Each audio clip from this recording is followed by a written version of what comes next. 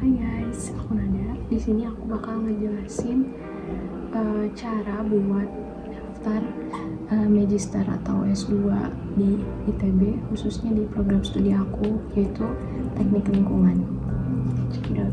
Jadi cara untuk daftarnya kalian bisa cek infonya di admission.itb.ac.id untuk program Magister.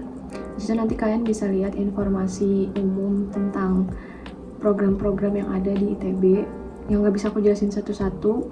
Yang jelas di sini aku bisa jelasin itu cuman ada kelas reguler, terus eksekutif itu kayak kelas karyawan, terus ada juga program Magister by Research, itu jadi kalau nggak salah nggak ngerjain tesis tapi melakukan riset gitu. Dan itu semua tuh nggak berlaku di semua prodi, jadi kalian bisa cek itu bisa dipakai di prodi apa aja, apakah sesuai sama yang kalian minatin atau enggak. Terus ada persyaratan peserta selanjutnya tuh ada kayak ijazah, transkrip, asuransi, pas foto, statement of purpose atau esai lah ya, esai yang ditulis. Saya tahu kayak ada selembar gitu lah ya. Jadi nanti dikasih formnya, terus nanti di download sama kita, terus kita ketik dan kita kirim si statement of purpose-nya itu terserah kalian mau kayak gimana isinya. Kalau misalkan kalian udah kerja, bisa tentang pengalaman kalian kerja dan kenapa alasannya pengen lanjut S2. Kalau misalkan belum kerja juga bisa jelasin kenapa mau lanjut S2 gitu. Dan dari subprodi yang kalian pilih itu kalian mau melakukan apa gitulah kurang lebih.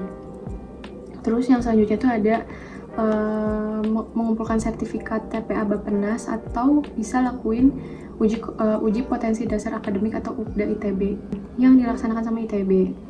Nah, itu tuh bisa kalian cek di rupda.itb.ac.id yang mana nilai minimumnya itu 475. Nah, udah gitu biayanya itu sendiri ya buat rupda. Aku tuh masuk tahun 2024 dan rupdanya juga tahun 2020, UPDA-nya juga tahun 2024. Kalau nggak salah 400.000 dan online setahu aku nggak tahu ya kalau sekarang ada perubahan atau enggak, bisa dicek aja pokoknya.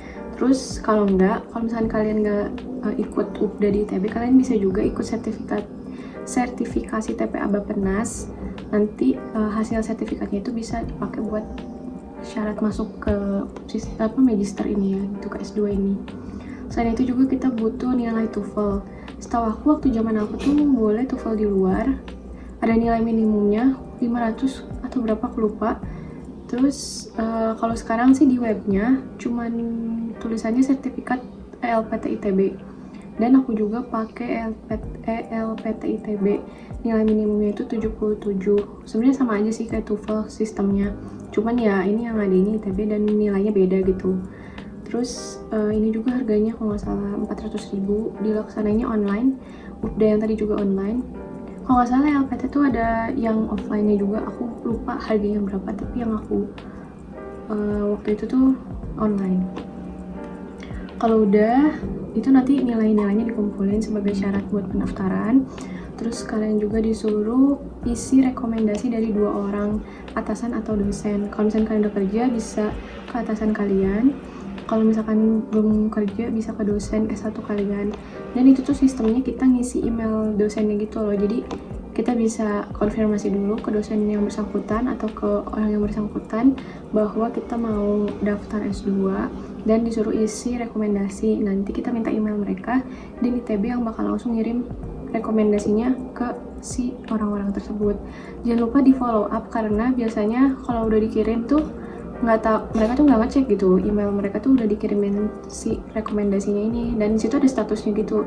Kalau misalkan memang belum diisi, kalian bisa follow up ke orangnya kayak tolong diisi gitu. Terus untuk biaya seleksinya itu sendiri, yang SBM atau Sekolah Bisnis Manajemen itu 750.000 sampai sekarang ya, per Februari 2025. Untuk yang non SBM kayak aku Teknik Lingkungan tuh 600.000. Jadi bisa ditotalin kurang lebih 800 sama 600.000 ya, 1,4 lah untuk pendaftarannya doang. Oh ya, jadwal pendaftarannya ini ada 2. Jadi di setiap ganjil dan genap itu selalu dibuka pendaftaran. Jadi terserah kalian mau masuk di ganjil atau di genap juga bisa. Kalau ganjil itu berarti masuknya di bulan September kayak S1 biasa. Kalau genap itu masuknya di bulan Februari. Terus pendaftarannya itu di sini ada jadwal tes program studi. Jadwal pendaftaran dulu.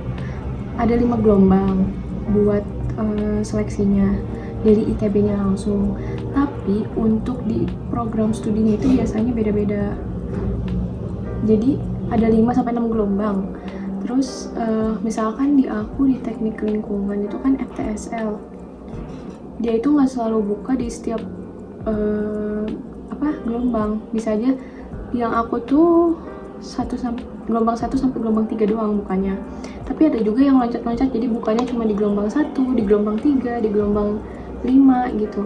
Kalian kan harus cek pokoknya masih di web admission.itb.ac.id. Langsung tes di program studi. Itu ada wawancara sama tes tulis. Buat yang tes sendiri, wawancara sama tes tulisnya itu waktu aku tuh 1 hari yang sama. Dan dikumpulin bareng-bareng gitu loh sama yang satu gelombang itu. Nah, untuk tes tulisnya tuh kalau di sini tulisannya pengelolaan lingkungan secara umum. Yang aku ingat itu isinya tentang AMDAL, persampahan, air minum, air limbah, apalagi ya? Pokoknya dasar-dasar tentang lingkungan kayak gitulah. Ada juga peraturan-peraturan yang dipakai. Terus isinya tuh ada PG, pilihan ganda, esai sama studi kasus, nggak salah gitu.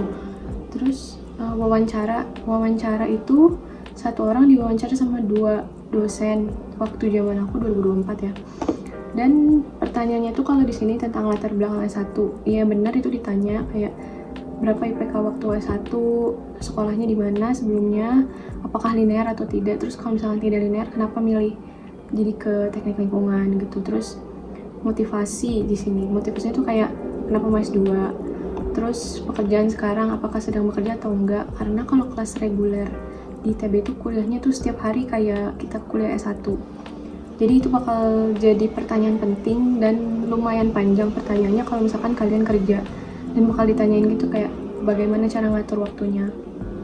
Terus biaya studi itu lebih nanya kayak dari mana, apakah beasiswa atau enggak, atau masih dari orang tua atau sendiri.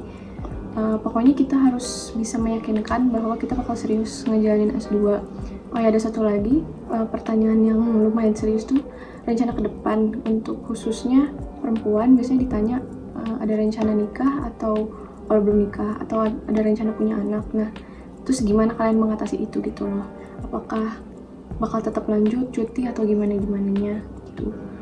Terus bakal disaranin juga kalau misalkan belum dapet beasiswa kayak lebih baik cari beasiswa secepatnya. Gitu aja sih untuk biaya pendidikan yang non SBM atau sekolah bisnis manajemen itu 15,5 per Februari 2024 ini.